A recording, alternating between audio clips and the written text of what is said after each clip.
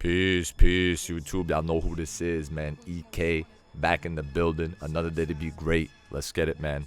Defensive badge tier list to finish off the series of 4. If you haven't seen the previous ones, definitely feel free to check them out if you're new to the game or if you just want to be more educated by someone that, I mean, I know life the game. I have 4,000 games already this year. 4,000 wins, that is. You know what I'm saying? I have all like 4,300 games total. I play every game mode on every position every year. I stay hip to the game, to the cheese, to the OP stuff, to the real stuff. So I know all walks of life, and I hang with multiple different skill sets of people. So I really be seeing what be going on out here.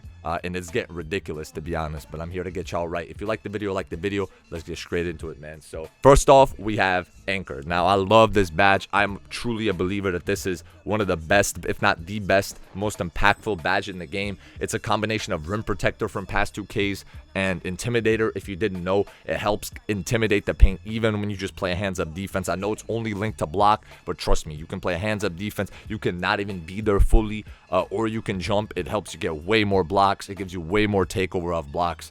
It takes people out of dunk animations. It makes people miss dunks. And on every tier, you have it on, preferably silver or higher. It's just amazing, and it does a great job. Definitely run this badge if you have a block rating, but most of y'all probably know that. But I still see a lot of people when I open like the perks thing that a lot of y'all have a block rating. Y'all not running Anchor, or y'all running it like bronze or something. Come on, man. This is one of the best badges in the game. Ankle braces. Now, a lot of people hate this badge and think it's F tier and it's useless and it doesn't do anything. Not only do I have core progress, like, you know, like the core bar on next gen, which just shows that you're activating the badge. It has activated multiple times for me on my my guard 6'9", which I guard ball with on the 2s, and my lockdown 6'8", which, you know, I guard ball with everywhere. It only activates when it prevented a big time ankle breaker, and those are very rare to begin with, especially for someone that's running ankle braces, especially because nobody runs the ankle breaker badge itself. You know what I mean? So people be like, oh, well, the core progress doesn't move, so it clearly doesn't work. It's like, well, the badge is working. It's preventing the ankle breakers. You know what I'm saying? If you don't get stunned, well, how can the badge activate? You know what I mean? Only if you get your ankle slightly broken, then it will pop up. But it prevents stuns from killer combos. Like, this badge is very important if you're guarding ball often and you're playing anyone that's remotely good.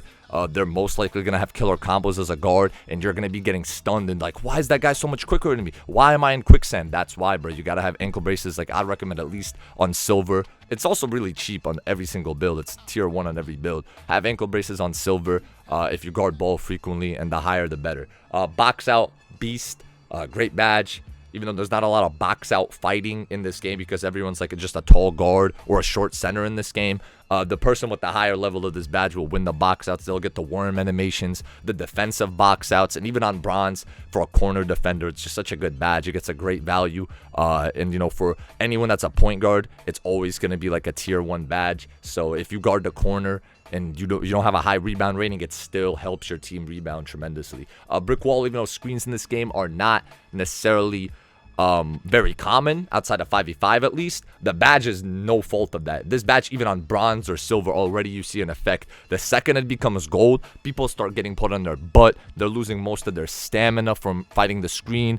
And Hall of Fame and gold, like I said, it's just they get stuck on the screen, and Pig Dodger doesn't even do that much to prevent it. So if you know how to play with a screen, and you know, if you can work around the fact that people are most likely gonna full switch off every screen, and you know how to pick the defense apart, Brick Wall is a phenomenal badge. Also a great counter to post scores if you have high strength and interior and you're a big player. On a small player, this does nothing against post scores. I've tested it multiple times. Don't waste your badge points on it. Challenger. I was gonna put this S tier, and then people would have like just like cried about it all day and said, you're a bum, you're an idiot. Y'all wouldn't have taken me serious. So, you know, I should have put an F tier so that all y'all take it off and I get easy buckets on y'all. You know what I mean? But I'm not a piece of you know what, bro. You know, I like to share the juice. Challenger is a badge that boosts shot contests on the perimeter. I think anything outside of the close mid-range, it boosts the contest on. You can be holding L2.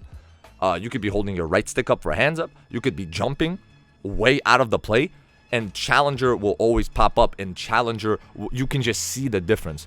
When I was on my 6'8 lockdown, playing a lane, you know, like playing off ball, forgot to put challenger on, I had the wrong badge loadout, I kept getting like, we were playing some bots on 2s, and I kept giving up 3s to the dude even though I was baiting, and I thought I was getting back, and the dude just kept saying wide open even though I was like right next to him, and I was like, what the hell is going on? Then I realized I didn't have it on. I switched it on, and I was getting contests from I was damn near in the paint when the guy started his jumper, and I was getting yellow contests. Like, don't sleep on challenger. If your build gets it and you can afford it and you perform anything defensively outside of being like a tiny guard with no D, it's a great badge to have. You know what I'm saying? It allows you to sag off the defender off of rim runners and then still get a contest on them. So Chasedown Artist, this badge gets a lot of hate, rightfully so, this year because of how OP it was in every year before this year. And like I said, it does work. Like I said, I have it Hall of Fame on my 6'8 lock, which has a 94 block rating with gold anchor, which with no badge, I feel like anchor is Chasedown. Like, if you have a choice between like running anchor and Chasedown, anchor 100%. I get so many Chasedowns. I wish I could show y'all clips, but you know, this is not like the type of video for it. I have so many clips of me just getting Chasedowns on my 6'9 point guard that has an 87 block with silver anchor. And they're Chasedown blocks. Like, you can still get them sometimes, but I don't have Chasedown Artist on anything. So if you can afford it, it'll give you more Chasedowns from like when you're already in the play. It's not gonna give you Chasedowns like when they're doing back scratchers in your face when you're sniffing, you know, they're behind. Like when you're running behind them, you'll never get a Chasedown in this game almost ever. But if they beat you to the rim and then they do a standing shot for some reason, you'll pin it. If it's on the break and you kind of get into like a slight body bump with them, it won't give them a slithery, it'll let you smack it. So it will work, but it's very expensive for most builds that have rim protection even available to them, and I feel like there's better alternatives in badges. Clamps. Clamps is another badge that could have went S tier, but very few people have it Hall of Fame, and that's like the only tier where you really see like clamps get activated a lot. Gold and silver, they'll do a great job of cutting off the defender. They'll do a good job getting you body bumps, draining their stamina, wasting maybe sometimes a bar of adrenaline. And like I said, if you guard a perimeter, you need to have it. But people have guarded, including myself, have guarded ball without this badge. I see plenty of people. One of the best 1v1 players I know on this game, he actually doesn't, he only has like an 80 perimeter on his build, and he doesn't have it at all. And he plays solid defense, you know what I mean? With no clamps badge. So it's not a requirement, but it definitely is a big help.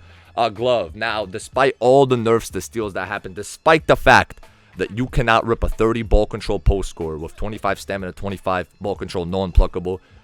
Despite the fact, gloves still going S tier for me because somehow it works better against people that dribble or guards in general, and it works. It's almost like if you don't have unpluckable after this patch, it works worse. And if they do have unpluckable and they dribble, it works better. Don't ask me. I don't make the game. The game is trash. We all know that, but we still gonna play it. So glove, the ability to get a stop in a game where people are overpowered. Everybody shoots from free, fades from 3, dunks from the free throw line, dunks over 3 people. You know what I'm saying? Dribbles through your body. On a game where you can occasionally get a blitz, get a pluck. You know what I'm saying? It's still a massive asset because getting a stop on this game can sometimes be very challenging. And even though it is kind of like quote unquote a bailout, sometimes getting a front pluck, you know, like an animation pluck, a blitz is still skill based. And I feel like this badge, if you're a good player, you definitely need to have it on if you have any steal rating, if you play for the steal. Interceptor. This badge, I don't know, man. I feel like it works amazing, but it's so expensive on most builds that have a steal rating that most people don't run it, and they still get mad lanes. Now, I will say you get worse animations without it. With Interceptor, animations a lot more tight and a lot more crisp and a lot more responsive. So if you play the lane a lot aggressively, especially if you're like someone like a small guard that has not a lot of defense to begin with, Interceptor is definitely a valuable asset for you. But don't over gamble. See, I see people put this badge on and start just playing every lane, and you're just giving up dunks and easy catch and shoots and stuff. You don't want to do that in this game. Menace. This badge actually grew on me like crazy. Menace, all it does is lowers people's attribute by 1 for each tier, or so was tested, when they're in a body bump. And this badge works really well with clamps, by the way, obviously, because it's the only time you get a body bump. But I feel like it does more than when it pops up. I feel like it either gives you more body bumps or the body bumps last longer, or there's a lingering effect, because after you get someone in a Menace body bump, they don't run fast after the speed boost they get after the body bump ends. They don't run fast at all. And the ability to, if you cut them off multiple times in a row, I feel like Menace kind of wears them down a little. That may just be me, but that's the experience I have. I've been running it Hall of Fame on my 6'9" guard, who's not necessarily, he has good D, but he's not like a lockdown defender or anything by any stretch of the imagination. And I have it tier 1, so I was running it, and I've actually been seeing great results guarding Ball with it. So if y'all have the badge points, definitely try it out. Like, Menace does work, but that's not a priority. Off Ball Pest, I mean, it works. Like, you hold your defender off the ball, but I mean, it's better to just play normal defense, bro. Like, you're gonna get a body bump regardless. It's not required. Pig Dodger, not many people run screens, but Pig Dodger doesn't do a whole lot to help you when they do, except preventing you getting put on your butt a lot. And if they set a bad screen, if you know how to get around a screen, Pig Dodger will be good.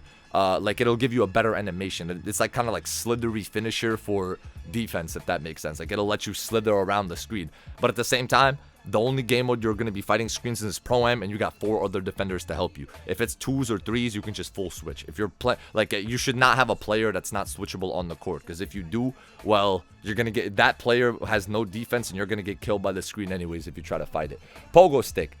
So this badge works good for some people. It mostly helps you get the board this year after you play paint defense, and you want to play a hands-up D anyways. And if you do go for like an anchor block, anchor is so much better, and Pogo Stick is so expensive on center builds and most builds for that matter, that I wouldn't bother with Pogo Stick, especially like it doesn't even do anything outside of like gold or Hall of Fame level. It's alright, like it does its job, but I would recommend not playing that unless like you're getting mashed like crazy, you're playing against a post score, or you're playing 5v5, then it could be useful. Post move lockdown, very effective against post scores, even though a lot of them don't do any moves. But if you are ever like in a series against a post, or you know you're playing a post, I recommend having a badge loadout against post scores, because they are coming back because of like the steals being so bad and people just drop stepping in paint, mashing on 7-3s. If your player has good interior D and you get the silver or gold, or maybe even Hall of Fame somehow, but silver or gold, it's going to stop the front spins for the most part. It's going to stop the drop steps for the most part and give you more steals than not out of those animations as well. Rebound Chaser, one of my favorite badges. You get insane animations with it on Hall of Fame, but on every tier, just make sure player gets Superman animations, make him jump like crazy on defense and offense. Can absolutely save and change the outcome of any game at any given time. Like I said, it's a great badge to have, bro. If you have rebound rating, you should be running Rebound Chaser. And Workhorse, I would have been called a troll if I put it high, but this is literally Hustler from last year. It's a or Scrapper from 2K16, whatever it used to be called. Workhorse just makes you run Super Saiyan speed anytime there's a loose ball. Anytime you get ripped or plucked, it helps you get the ball back. Anytime there's like 2 players wrestling the ball, it gives you a higher percentage of getting that RNG to go your way. It's a tier 1 for almost, I think, every build that I'm aware of, except for really small guards. There's no reason you shouldn't run this badge at least on something, and I run it Hall of Fame on any build I can get it on, because getting to the loose ball, like I said, it changes games, and possessions are important. Whether defensive or offensive, securing the possession is very important, getting a second chance. That's it for the list, bro. Y'all stay up, stay grinding, bro, stay living, and I'm gonna catch you on the next one.